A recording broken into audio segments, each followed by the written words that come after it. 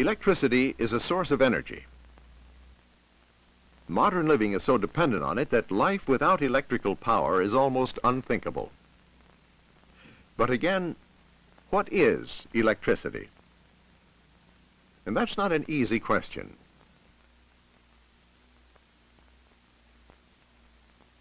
To answer it, we must first think about the building bricks of the whole universe.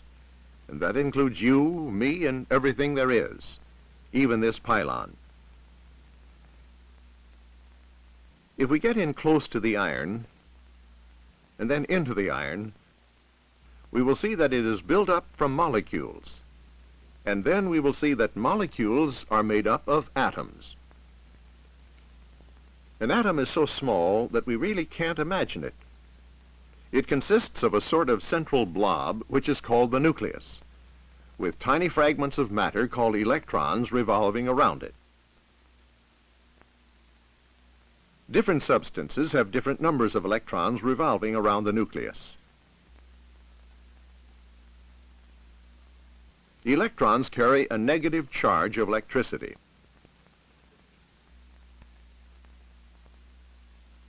That central blob, the nucleus, is made up of two sorts of particles. One, protons, which carry a positive charge of electricity. And two, neutrons, which have no electrical charge. Protons and neutrons are of about equal size, and they're both a good deal bigger than electrons.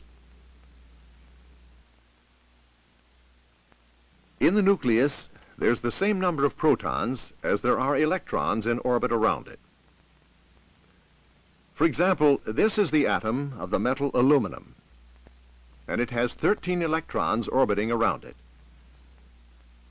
So there are 13 protons in the aluminum nucleus. This means that the negative charges of the electrons are exactly equal to the positive charges in the nucleus, and the whole atom is therefore electrically neutral.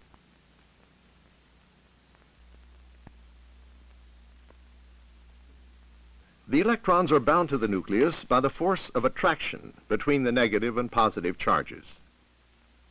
But in some substances, the electrons in the outer orbit are not very tightly held, and they can be dislodged fairly easily. An atom which has lost some of its negatively charged electrons is left with a surplus of protons in its nucleus. So the atom is now positively charged. A charged atom is called an ion. When the electrons are discharged, they are called free electrons, and all electrical effects are caused by the movement of these free electrons. You remember the aluminum atom. Aluminum is a substance with easily dislodged electrons, and so is called a conductor. Silver, copper, and aluminum are examples of good conductors, while rubber, paper, and wax are examples of poor conductors. So although it's difficult to say exactly what electricity is, we now know that electrical effects are caused by the movement of the negatively charged electrons.